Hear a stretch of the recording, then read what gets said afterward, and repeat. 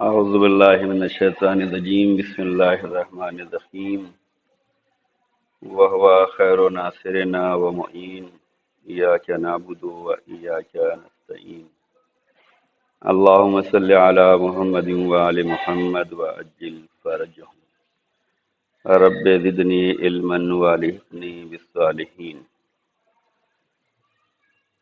تمام خواہران کو ہمارا سلام ہو۔ السلام علیکم ورحمۃ اللہ وبرکاتہ۔ لہرا کلاسز کا یہ پہلا درس ہے ان لوگوں کے لیے جو پہلے سال میں ہیں۔ کچھ باتیں یاد دلا دینا چاہتا ہوں کہ درس 2-3 ہو چکا تھا، لیکن بعض خواہران نے نیا ایڈمیشن لیا ہے، لہذا چھٹی بھی تھی، اس وجہ سے ہم نے چاہا کہ درس کو شروع سے بیان کیا جائے، لہذا آج پہلا درس ہے۔ درس شروع کرنے سے پہلے کچھ ضروری ہدایات ہیں جن پر غور کرنا ہے اور جن پر عمل کرنا ہے۔ ہدایت نمبر 1، نماز کو وقت پر پڑھیں اور کوشش کریں کہ ہر نماز کے بعد کم از کم 50 آیت کریمہ کو دیکھ کر ضرور پڑھیں۔ ہم نے جو یہ پہلی ہدایت میں پڑھا کہ نماز کو وقت پر پڑھیں، اس کا فائدہ یہ ہے کہ نماز کو اگر وقت پہ پڑھا جائے گا تو نماز اگر وقت پہ بجا لائی جائے تو نماز خود نمازی کو دعا دیتی ہے، اور پروردگار عالم کی بارگاہ میں بھی اول وقت پہ حاضری لگتی ہے اور ہم اپنے واجبات سے ادا ہو جاتے ہیں۔ تو نماز کو وقت پر پڑھنے کا فائدہ یہ ہے کہ نماز نمازی کو دعا دیتی ہے کہ جیسے تم نے ہماری عزت کی ہے، اللہ تمہیں عزت دار بنائے۔ اور اگر خدا نخواستہ نماز کو وقت پہ نہیں پڑھتے ہیں تو نماز پڑھنے والے کو بد دعا دیتی ہے کہ تم نے ہمارا احترام نہیں کیا، ہمارا خیال نہیں رکھا، وقت پر بجا نہیں لائے، خدا تمہیں ذلیل کرے۔ تو نماز کو وقت پر بجا لائیں تاکہ نماز خود ہمیں دعا دے سکے اور بارگاہ خداوندی میں وقت پر حاضر ہونے کی توفیق مل سکے اور ہم پر جو واجبات ہیں وہ ادا ہو سکیں۔ نماز کے بعد کم از کم 50 آیت کریمہ کیوں پڑھنا ہے؟ اس لیے کہ 50 آیت کریمہ کے لیے حدیث میں آیا ہے کہ اللہ تعالیٰ نے اپنے بندوں سے یہ عہد لیا تھا کہ جب وہ دنیا میں جائیں گے تو روزانہ کم از کم 50 آیتیں ضرور پڑھیں گے۔ تو ہم اپنے خدا سے جو وعدہ کر کے اس دنیا میں آئے ہیں اس وعدے کو وفا کرنا ہے۔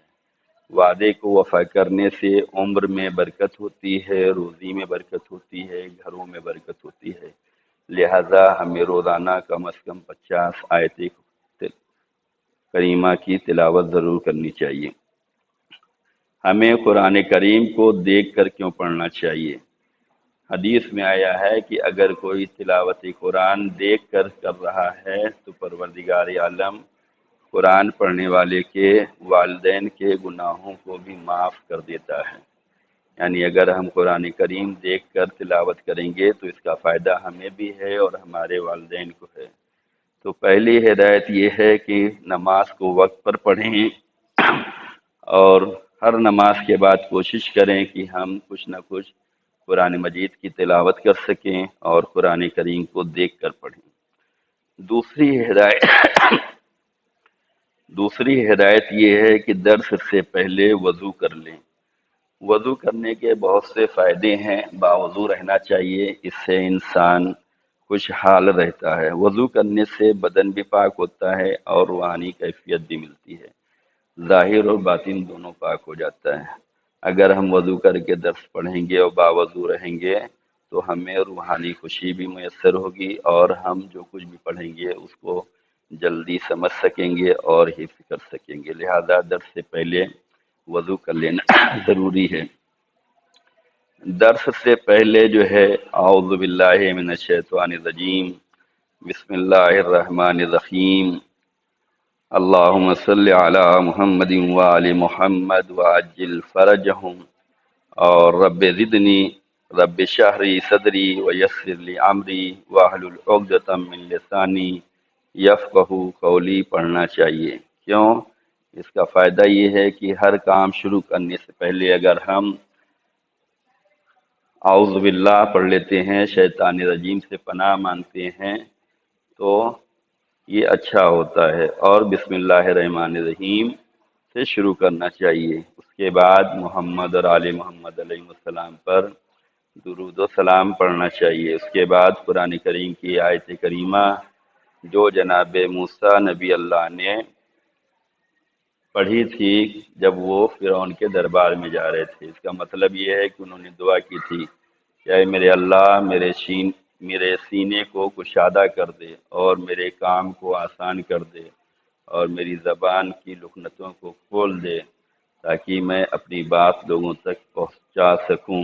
یہ آیت کریمہ ضرور پڑھنا چاہیے۔ چوتھی ہدایت یہ ہے کہ انسان درس پڑھنے سے پہلے اور درس پڑھنے کے بعد اپنے والدین کے لیے اور اپنی فیملی کے لیے دعائے خیر کرنا چاہیے۔ دعا سب سے پہلے اپنے والدین کے لیے، اس کے بعد اپنے فیملی کے لیے کرنی چاہیے اور دعائے خیر کرنا چاہیے، ان کے خیر و عافیت کے لیے، ان کی کامیابی کے لیے، ان کی صحت یابی کے لیے، ان کی تندرستی کے لیے دعا کرنی چاہیے۔ اور گھر میں سکون اور برکت کے حصول کے لیے بھی اللہ تعالیٰ کی بارگاہ میں ضرور دعا کریں، اس لیے کہ آج ہر گھر میں پریشانیاں ہیں، نااتفاقیاں ہیں، لڑائی ہیں، جھگڑے ہیں۔ گھر میں سکون اور برکت کے لیے اللہ تعالیٰ کی بارگاہ میں ضرور دعا کریں۔ درس سے پہلے اور بعد میں اس لیے دعا ہے کہ درس جو پڑھ رہی ہیں، علم کا حاصل کرنا ہر مسلمان مرد اور عورت پر واجب ہے۔ جب یہ واجب ہے تو یہ عبادت ہے۔ عبادت سے پہلے اور بعد میں جو ہے دعا کرنا چاہیے، اللہ دعا کو قبول کرتا ہے۔ پانچویں ہدایت یہ ہے کہ درس شروع کرنے سے پہلے قربتاً اللہ کی نیت کر لیں۔ جب ہم یہ نیت کریں گے کہ ہم اللہ کے لیے کر رہے ہیں تو ہمیں پڑھنے میں دل لگے گا اور ہماری نیت خالص رہے گی کہ ہم یہ جو کام کر رہے ہیں یہ خدا کی خوشنودی کے لیے کر رہے ہیں، خدا سے قریب ہونے کے لیے کر رہے ہیں، خدا کی بندگی کے لیے کر رہے ہیں۔ اور درس ختم ہونے کے بعد شکر خدا کرنا چاہیے اور الحمدللہ کہنا چاہیے، اس لیے کہ شکر اگر کریں گے تو اللہ نعمتوں میں اضافہ کر دیتا ہے۔ تو یہ 5 ہدایتیں تھیں جن پر توجہ دینا ہے اور عمل کرنا ہے، اس لیے کہ یہ ہدایت مفید ہیں جو ہم سب کے لیے کامیابی کی ضمانت ہیں۔ اب آج کا درس شروع کرتے ہیں تلاوت قرآن کریم کے بارے میں۔ تلاوت قرآن کریم کے آداب کیا ہیں؟ ہر چیز کا ایک ادب ہوتا ہے۔ قرآن کریم جب تلاوت کرنے بیٹھیں تو اس کے بھی کچھ آداب ہوتے ہیں۔ سب سے پہلا ادب یہ ہے کہ قرآن کریم کی تلاوت باوضو کریں، جیسے کہ ہم نے ہدایت میں بھی لکھا ہے کہ وضو کے ساتھ اور تلاوت قرآن کریم شروع کرنے سے پہلے اعوذ باللہ من الشیطان الرجیم بسم اللہ الرحمن الرحیم پڑھنا چاہیے۔ اس کے بعد قرآن کریم میں تلاوت کے وقت جہاں جہاں رحمت اور برکت اور بشارت اور جنت کی نعمتوں کا تذکرہ ہو رہا ہے وہاں پر اللہ تعالیٰ سے دعا مانگنی چاہیے۔ قرآن کریم پڑھتے ہیں، ابھی تو شروعاتی معاملہ ہے، ترجمے کے جانب متوجہ نہیں ہیں، ابھی تو عربی عبارتیں پڑھیں گے، لیکن انشاءاللہ ہم درس میں جو ہے 30ویں پارے کا ترجمہ، تفسیر، شان نزول بیان کریں گے۔ ہمارے یہاں جو شرط ایڈمیشن کی ہے وہ یہی ہے کہ قرآن کریم پڑھنا آتا ہو، مکمل کر چکے ہوں۔ ہم قرآن کے ترجمے پڑھائیں گے، قرآن کی تفسیر بیان کریں گے، شان نزول بیان کریں گے، فضیلت بیان کریں گے، ثواب کیا ہے یہ سب بیان کریں گے۔ تو اس میں ترجمے میں جہاں جہاں رحمت اور برکت اور بشارت اور جنت کی نعمتوں کا تذکرہ آئے گا وہاں وہاں اللہ تعالیٰ سے دعا مانگنی چاہیے کہ پروردگار رحمت ہمیں عطا کر دے، برکت ہمیں عطا کر دے، بشارت ہمیں دے دے، جنت کی نعمتیں ہمیں دے دے۔ اور اسی طریقے سے جہاں جہاں غضب الہی، غضب، عذاب، جہنم کی سزا کا تذکرہ ہو، وہاں اللہ تعالیٰ سے پناہ مانگنا چاہیے۔ تلاوت کے وقت دعا مانگنا اور پناہ مانگنا، کیوں؟ یہ حضرات ائمہ معصومین علیہ السلام کا طریقہ رہا ہے۔ قرآن کریم کے اختتام پر جو ہے صدق اللہ العلی العظیم پڑھنا چاہیے۔ قرآن کریم پڑھنے کے بعد اپنی طرف سے، اپنے والدین کی طرف سے، تمام عزیز و اقارب اور عزاداران امام حسین کی طرف سے، پنجتن پاک علیہ السلام، ائمہ معصومین علیہ السلام، شہداء کربلا و اسیران کربلا، انبیاء اور مرسلین کو ہدیہ کرنا چاہیے۔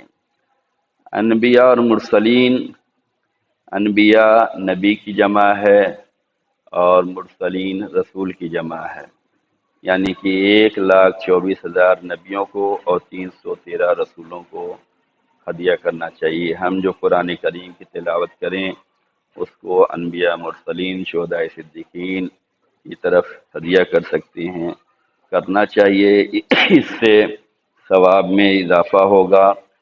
اور تلاوت کا ثواب جو ہے شہداء مدافعین حرم، یہ شہداء مدافعین حرم کون ہیں؟ شہداء، شہید واحد ہے، شہداء جمع ہے۔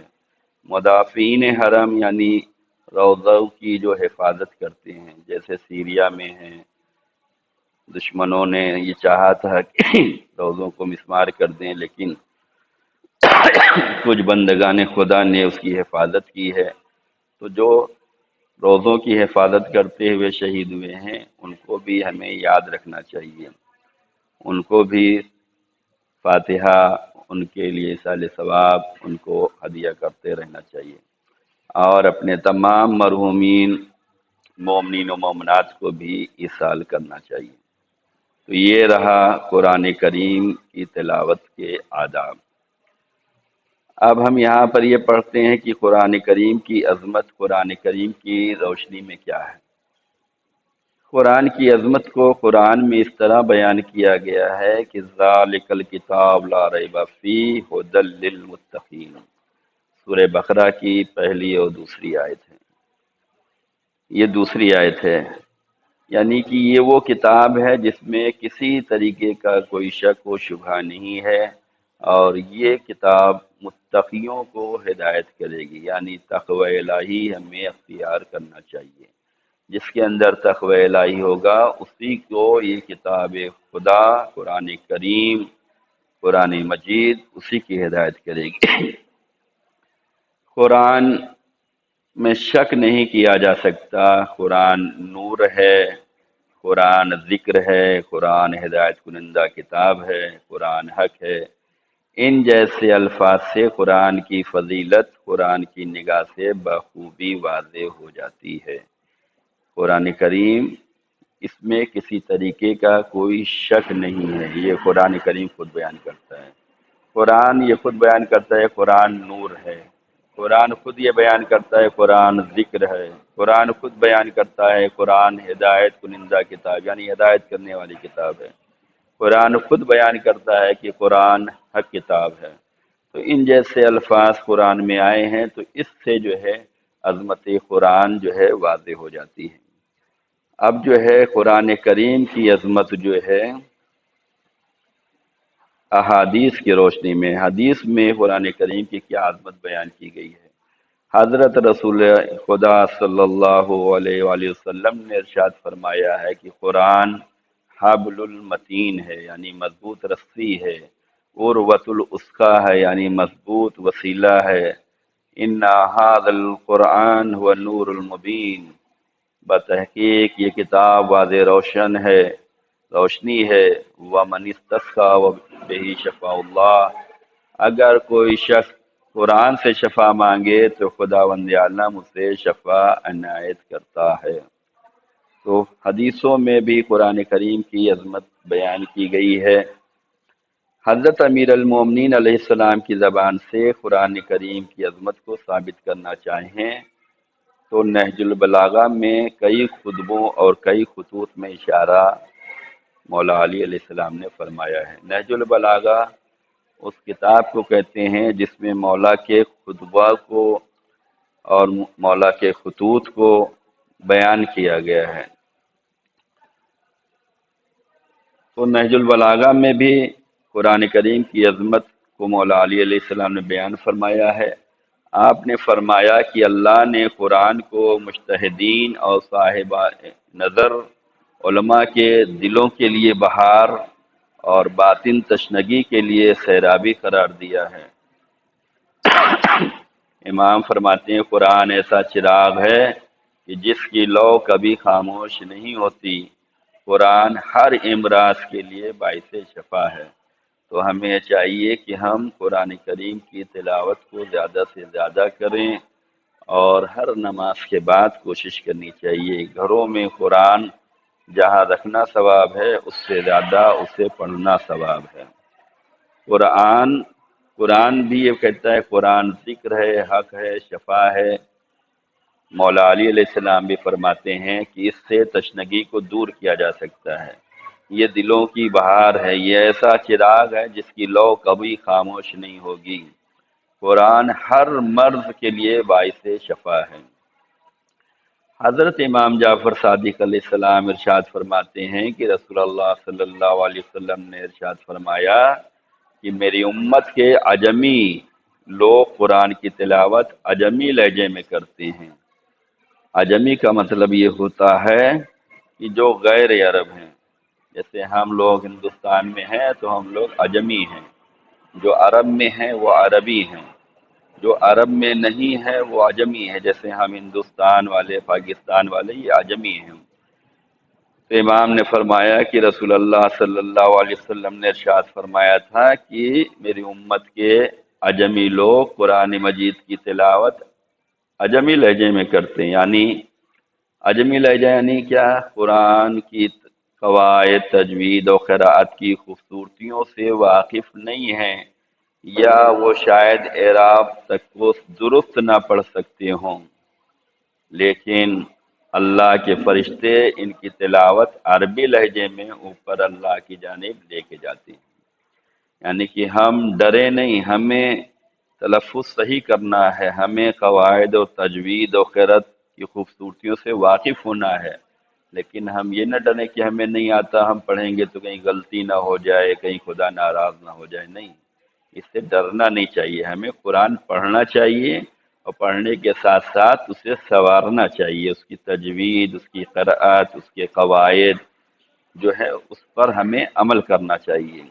اگر ہم سمجھ نہیں پا رہے ہیں تو پروردگار عالم ہم پر مہربان ہے، اللہ کے فرشتے عجمیوں کی تلاوت کو عربی لہجے میں اوپر لے جاتے ہیں۔ یہ رسول اللہ صلی اللہ علیہ وسلم نے بیان فرمایا۔ قرآن کریم کے بارے میں غور و فکر کریں، قرآن کریم کے بارے میں غور و فکر کریں۔ خود قرآن کریم کے سورہ مبارکہ بقرہ میں ارشاد ہوتا ہے الذین آتیناہم الکتاب یتلونہ حق تلاوتہ اولئک یؤمنون بہ ومن یکفر بہ فاولئک هم الخاسرون۔ یعنی کہ جن لوگوں کو ہم نے کتاب دی ہے وہ اسے اس طرح پڑھتے ہیں جیسا کہ پڑھنے کا حق ہے، تو وہ اس پر سچے دل سے ایمان لائے ہیں، اور جو اس کے ساتھ کفر کا رویہ اختیار کرتے ہیں وہی اصل میں نقصان اٹھانے والوں میں سے ہیں۔ یعنی قرآن کریم کے پڑھنے کا جو حق ہے اسے پڑھنا چاہیے اور اس پر سچے دل سے ایمان لانا چاہیے۔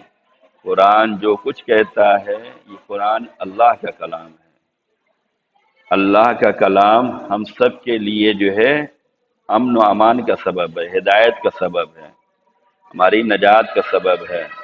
تو قرآن پڑھیں اس طریقے سے جو پڑھنے کا حق ہے، اور اس پر سچے دل سے ایمان لائیں، اور اس کے ساتھ کفر کا رویہ اختیار نہ کریں۔ ایسا نہ ہو کہ قرآن کی آیتیں پردے کے لیے کہیں اور ہم بے پردہ رہیں، قرآن کی آیتیں جو ہے محبت کے لیے کہہ رہی ہیں کہ اپنے والدین سے محبت کا اظہار کرو، والدین کے ساتھ احسان کرو، عزیز و قریب کا خیال کرو، تو ہمیں اس کو عمل میں بھی لانا چاہیے، اس پر ایمان لانا چاہیے۔ یہ نہ ہو کہ ہم کہیں کہ نہیں، ہم کیوں پردہ کریں، ہم کیوں اپنے والدین کا احترام کریں، ہم کیوں والدین کا خیال رکھیں، انہوں نے ہمارے ساتھ کیا کیا ہے۔ تو ایسا نہیں ہونا چاہیے۔ قرآن کریم کے بارے میں غور و فکر کریں، اور جو غور و فکر کرے گا اسی کو کامیابی ملے گی۔ تو قرآن کے سورہ بقرہ میں یہ آیت موجود ہے، الذین آتیناہم الکتاب یتلونہ حق تلاوتہ اولئک یؤمنون بہ ومن یکفر بہ فاولئک هم الخاسرون۔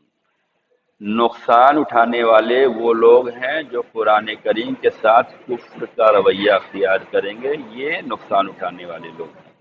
تو اگر ہمیں نقصان سے بچنا ہے تو قرآن کو پڑھیں اور اس پر سچے دل سے ایمان لائیں۔ قرآن کریم کی کما حق تلاوت یہ ہے کہ بندہ قرآن کی حلال کردہ چیزوں کو حلال اور حرام کردہ چیزوں کو حرام سمجھے، اور اس کو ویسے ہی پڑھے جیسے پروردگار عالم نے اسے اتارا ہے۔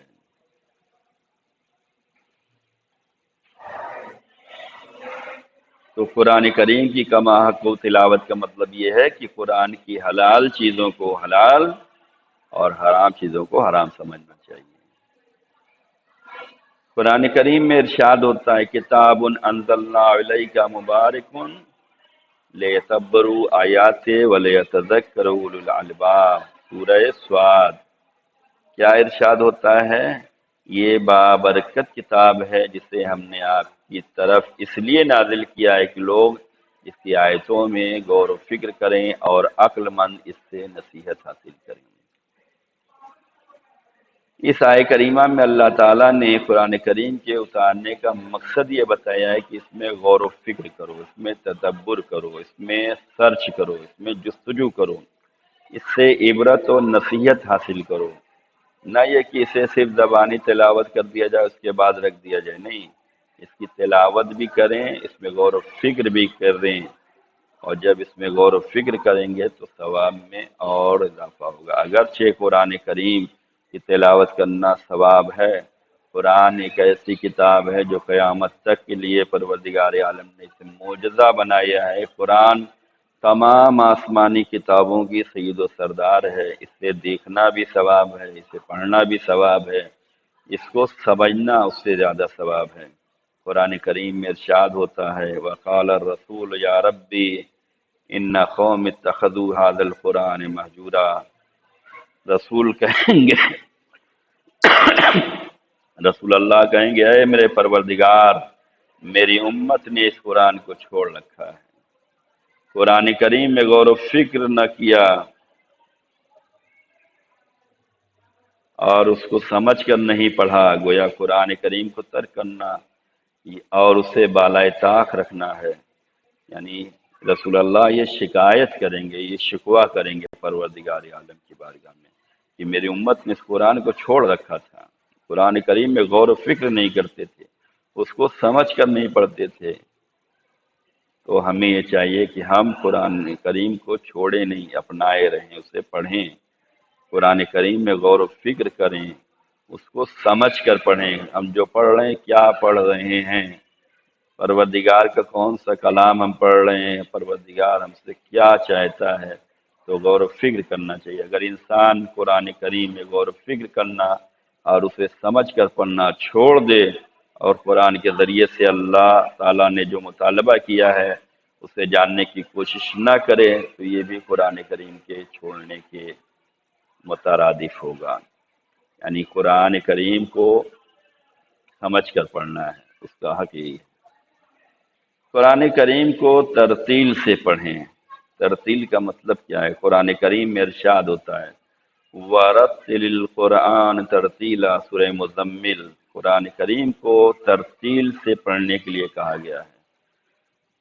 ترتیل کا مطلب یہ ہے کہ حروف کو ان کے مخارج اور ان کے صفات کے ساتھ ادا کیا جائے، اور وقف اور وصل کی رعایت کی جائے، اسی کو ترتیل کہتے ہیں۔ اور اسی طریقے سے پروردگار عالم نے چاہا کہ قرآن کو ترتیل سے، یعنی کہ جو مخرج بیان کیے گئے ہیں کہ خا کہاں سے ادا ہوگا، ضاد کہاں سے ادا ہوگا، دال کہاں سے ادا ہوگا، اس کے مخارج کو بھی سیکھیں، اور کہاں پہ وقف کرنا ہے، کہاں پہ وصل کرنا ہے۔ وقف کا مطلب کہاں پہ اسٹاپ کرنا ہے، وصل کا مطلب کہاں پہ کنٹینیو کرنا ہے، کہاں پہ نہیں رکنا ہے۔ تو ترتیل کے ساتھ پڑھنا ہے۔ وقف کے بارے میں قرآن کریم کی ہر آیت کے اختتام پہ رکنا چاہیے۔ اس آیت پر کوئی بھی علامت ہو، اس لیے کہ اسی طریقے سے حضرت رسول خدا صلی اللہ علیہ وسلم تلاوت فرمایا کرتے تھے، جیسا کہ ام المومنین حضرت ام سلمہ سے پوچھا گیا کہ حضور کس طرح تلاوت کرتے تھے، تو آپ نے فرمایا تھا کہ حضور ہر آیت پر ٹھہر ٹھہر کر تلاوت کرتے تھے۔ وقت کا مطلب یہ ہے کہ جہاں پر آیت تمام ہو رہی ہے، جہاں پر آیت کا نشان ہوتا ہے، وہاں پہ ہمیں ٹھہرنا چاہیے، اس کو وقف بولتے ہیں۔ اور اسی طریقے سے رسول اللہ نے پڑھا ہے، رسول اللہ کی زوجہ جو ام المومنین ہیں حضرت ام سلمہ نے بیان فرمایا ہے کہ رسول اللہ اسی طریقے سے پڑھتے تھے کہ ہر آیت پر وقف کرتے تھے۔ وصل کے بارے میں آیت کے درمیان اگر علامت ہے تو اس کی رعایت کرنی چاہیے، اگر علامت کی رعایت نہیں کی جائے گی تو معنی بدلنے کا خوف ہوتا ہے، لہذا ضروری ہے کہ علامتوں کی رعایت کی جائے۔ کچھ مشہور علامتیں یہ ہیں، تو وقف کا مطلب یہ ہے کہ وہاں پر رکا جائے، وصل کا مطلب یہ ہے کہ وہاں پر کنٹینیو کیا جائے، وہاں پہ نہ رکا جائے۔ اگر رکیں گے تو معنی مطالب چینج ہو سکتے ہیں۔ کچھ علامتیں بیان کی گئی ہیں جس کو سمجھ لینا بہت ضروری ہے، جیسے میم ہے، وقف لازم کی علامت ہے، یہاں رکنا ضروری ہے، اگر نہ رکا گیا تو معنی کے بدلنے کا امکان ہوتا ہے۔ میم پہ رکنا ہی رکنا ہے، وقف لازم کی علامت ہے، اگر نہیں رکیں گے تو معنی بدل جائیں گے۔ تو لکھا رہتا ہے کہیں پر یہ وقف تو کا مطلب وقف مطلق کی علامت ہے، یہاں رکنا چاہیے، اگر نہیں رکے تو معنی بدلنے کا امکان ہے۔ لام الف لکھا رہتا ہے، یہ وقف ممنوعہ کی علامت ہے، یعنی یہاں پر نہیں رکنا، اگر رکیں گے تو معنی بدل جائیں گے۔ اور اسی طریقے سے لا کے بعد سے تلاوت شروع کرنا بھی نہیں چاہیے، بلکہ پہلے سے شروع کرنا چاہیے، تاکہ جہاں پر لا لکھا ہوا ہے وہاں پہ نہ رکیں بلکہ کنٹینیو رہیں۔ یہ کیوں علامتیں ہوتی ہیں؟ میم ہے، تو ہے، لام الف ہے، جیم ہے، زے ہے، سعاد ہے، یہ سب کیوں؟ اس کی اردو میں بہترین مثال یہ دی گئی ہے کہ جہاں پہ رکنا ہے وہاں رکا جائے، اگر نہیں رکیں گے معنی بدل جاتے ہیں۔ جیسے کہتے ہیں کہ روکو مت جانے دو، تو روکو کا مطلب اگر یہاں پہ ہم اسٹاپ کریں گے، رکیں گے، تو اس کا مطلب ہے کہ یہ اس بندے کو، اس آدمی کو روک لو، جانے مت دینا، مت جانے دینا۔ لیکن اگر ہم ایسے پڑھیں کہ روکو مت جانے دو، تو مطلب بدل جائے گا۔ تو کیسے پڑھنا ہے اردو میں؟ روکو مت جانے دو، یعنی اس کو روک لو اپنے پاس، اس کو جانے نہیں دینا ہے۔ لیکن اگر ہم یہ کہیں گے روکو مت جانے دو، تو اس کا مطلب یہ ہے کہ اسے روکنا نہیں، اسے جانے دو۔ تو اسی طریقے سے قرآن کریم میں وقف اور وصل ہے، یہ علامتیں بیان کی گئی ہیں تاکہ اس کو ہم عمل میں لائیں، اس کی رعایت کریں، تاکہ معنی و مطالب چینج نہ ہوں۔ تو یہ رہا آج کا درس۔ اس درس میں 5 سوال کیے جائیں گے، انشاءاللہ آپ تمام خواہران اس سوال کو نوٹ کر لیں، اور اسی درس سے اس سوال کے جواب کو جو ہے لکھنا ہے، اور اپنی نوٹ بک پہ لکھیں اور فوٹو کھینچ کر ہمیں بھیجیں گے۔ پہلا سوال یہ ہے کہ قرآن کریم میں کہاں دعا مانگنی ہے اور کہاں جو ہے پناہ مانگنی ہے؟ کن موقع پہ ہمیں دعا مانگنی چاہیے، کن موقع پہ ہمیں پناہ مانگنی چاہیے؟ دوسرا سوال یہ ہے کہ کیا ہم اپنے زندہ یا مردہ مرحومین کو قرآن کریم پڑھ کر بخش سکتے ہیں یا نہیں بخش سکتے، انہیں ہدیہ کر سکتے ہیں یا نہیں کر سکتے؟ تیسرا سوال یہ ہے کہ رسول اللہ صلی اللہ علیہ وسلم نے قرآن کریم کے بارے میں کیا بیان فرمایا ہے؟ عربی عبارت لکھنے کی ضرورت نہیں ہے، اردو میں آپ لکھ سکتی ہیں۔ چوتھا سوال یہ ہے کہ حضرت امام جعفر صادق علیہ السلام نے اجمی اور غیر اجمی یعنی غیر عرب جنہیں اجمی کہا جاتا ہے ان کے بارے میں کیا بیان فرمایا تھا کہ یہ لوگ کیسے تلاوت کرتے ہیں؟ پانچواں سوال یہ ہے کہ قرآن کریم میں کیا غور و فکر کرنا ضروری ہے؟ اگر غور و فکر نہیں کریں گے تو کیا نقصانات ہونے والے ہیں؟ یہ 5 سوال ہیں۔ انشاءاللہ امید کرتے ہیں کہ یہ درس آپ تمام خواہران کی سمجھ میں آیا ہوگا، اور جو سمجھ میں نہیں آیا ہے وہ سوال کر سکتی ہیں۔ ان 5 سوال کے جواب اسی درس سے تلاش کریں، اس کو سنیں اور اسی میں جواب تلاش کریں، اس کو جواب لکھ کر ہمیں ٹیلی گرام نمبر پر بھیجیں۔ ہم اللہ کی بارگاہ میں دعا کرتے ہیں کہ پروردگار آپ تمام کو علم کے میدان میں کامیابی عنایت فرمائے۔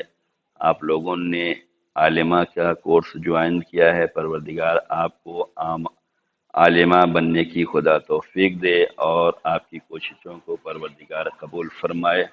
دعاؤں میں یاد رکھیے گا۔ والسلام علیکم ورحمۃ اللہ وبرکاتہ۔